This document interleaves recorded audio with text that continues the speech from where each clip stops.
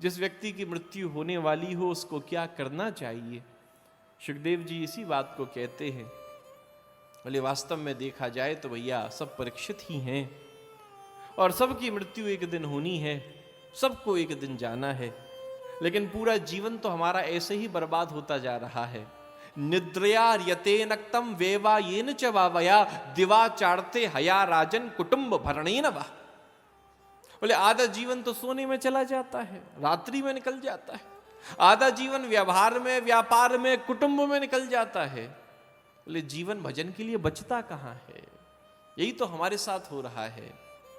जब स्वास्थ्य है, जब शरीर है, उस समय हमारे पास समय नहीं होता, और जब हमारे पास समय होता है उस समय हमारे पास स्वास्थ्य नहीं होता।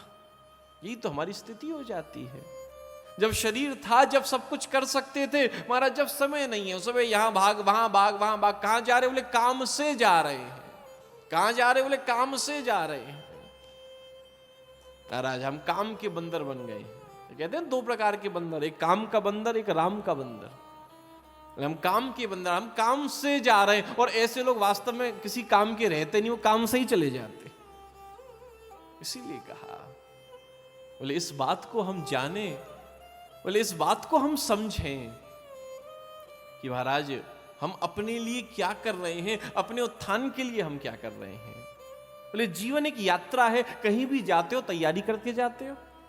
आस पड़ोस में कहीं जाना हो, उज्जैन जाना हो, फिर भी महाराज यहाँ से बहुत दूर नहीं है, फिर भी 2 दिन 3 दिन के लिए जाओगे, बैग पैक करोगे, बोरिया बिस्तर महाराज सब करोगे, यहाँ के छोटे मोटे काम निपटाओगे, सबको जिम्मेदारियां सौंप कर जाओगे, पैकिंग शुरू करोगे, मन बनाओगे नहीं जाना है।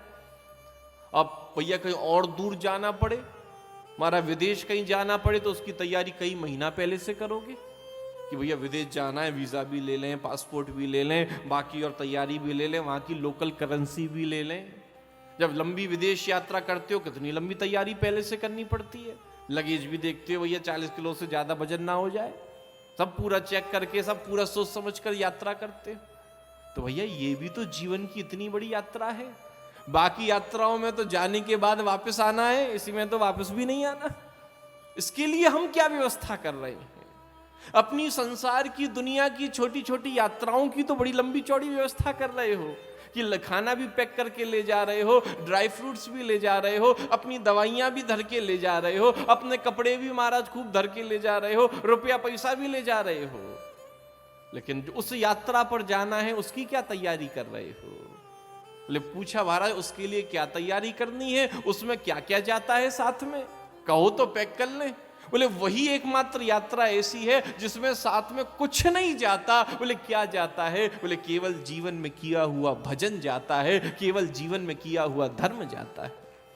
बोले इसीलिए तो कहा, बोले धनानि भूमौ पशुवश्य गोष्ठे भार्या गृहे द्वारी जना श्मशाने देहच्युतायाम परलोक मार्गे धर्मानुगो गच्छति जीवमेकः।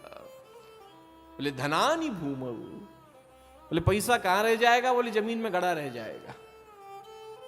धनानि भूमौ पशुवश्य गोष्ठे, बोले पशु कहां तक रह जाएंगे? बोले बाड़े में बंद रह जाएंगे, गोष्ठ में बंद रह जाएंगे। भार्या गृहे द्वारी, बोले पत्नी कहां तक जाती है? बोले वो भी दरवाजे तक जाती है। भार्या गृहे द्वारी जना श्मशाने, बाकी सुहृद संबंधी भाई बंधु वो कहां तक जाते हैं? बोले शमशान तक जाते हैं। भार्या गृहे द्वारी जना श्मशाने देहच्युतायाम परलोक मार्गे, बोले उसके ऊपर क्या जाता है? बोले उसके ऊपर ये शरीर है, बोले ये चिता तक जाता है। देहच्युतायाम परलोक मार्गे धर्मानुगो गच्छति जीवमेका, बोले इस शरीर चिता से ऊपर वो भी नहीं जा सकता, उसकी लिमिट भी केवल चिता तक है। देहच्युतायाम परलोक मार्गे, बोले उसके ऊपर क्या जाता है? बोले धर्मानुगो गच्छति जीवमेका, बोले उसके ऊपर तो केवल हमारे जीवन में किया हुआ केवल हमारा धर्म जाता है, हमारे जीवन में किया हुआ केवल हमारा पुण्य जाता है, उसके अलावा कुछ नहीं जाता।